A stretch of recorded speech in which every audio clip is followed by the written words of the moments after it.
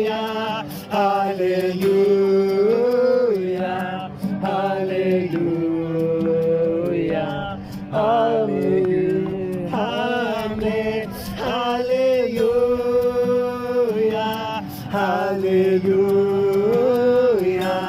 hallelujah, amen.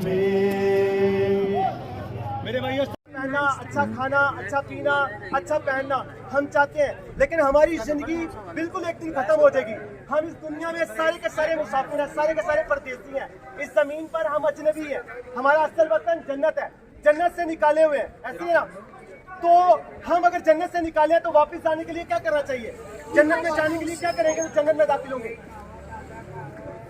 नेक काम, कोई और नेक काम भाई ने कहा, कोई और नमाज, हज, ज़कात, मतलब इस तरह के सारे अच्छे काम करेंगे तो क्या होगा जी?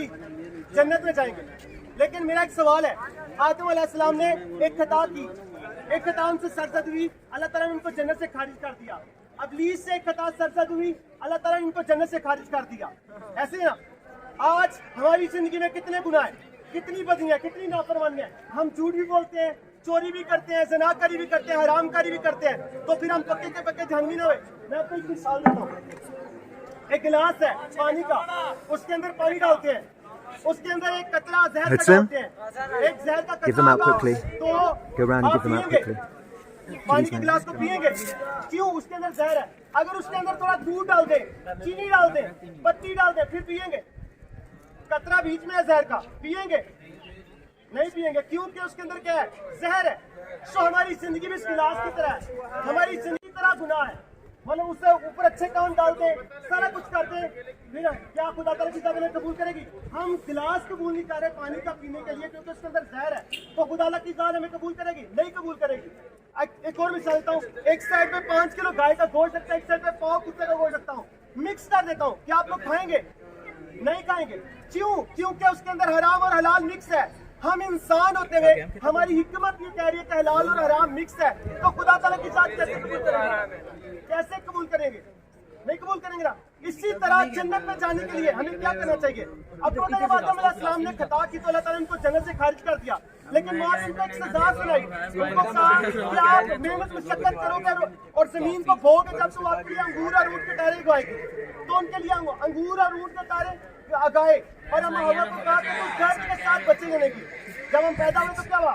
हमारी माँ ने हमें दर्द के साथ पैदा किया। सेम सजा आज भी बाबे की नबूवत की।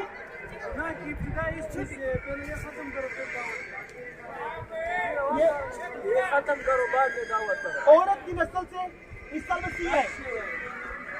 वो जब आए जमीन में उन्होंने क्या किया? सलीब पर जान दी। सलीब पर जान देने की वजह से उन्होंने कहा हक वल तारीफ वल हयात नहीं करना, अना बाप नहीं करना।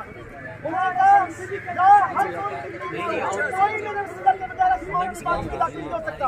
आसमान की बात में जाने के लिए इस तरह से का रास्ता में आऊँ, कोई इस दुनिया में कोई भी जो लेके जा सकता है, सिर्फ वही है जो रास्ता में रास्ता हूँ, हमेशा की जिंदगी मेरे पास है।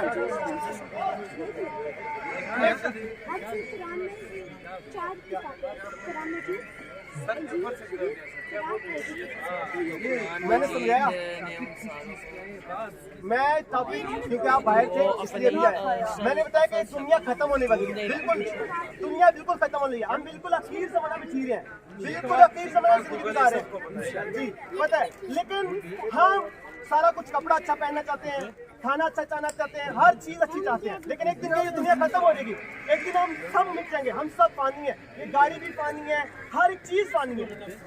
हर हवाला दे तो कलमा पढ़कर बात समझा, मैं कह रहा हूँ ये चाहता हूँ कि हमें तौबा करनी है, हमें तौबा करनी है। और ईसा मसीह के नाम से, और ईसा मसीह ने कहना है हक वल तरीक वल हयात ली जना, अना बाब ली जना।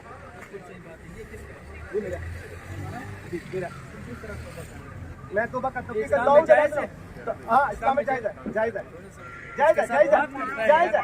मैं बताता हूँ यार, थोड़ा सा बात करता हूँ भाई हमारा यार, अभी जायज़ है इस्लाम में। इसके साथ दाऊद अलैहिस्सलाम ने दाऊद अलैहिस्सलाम ने दाऊद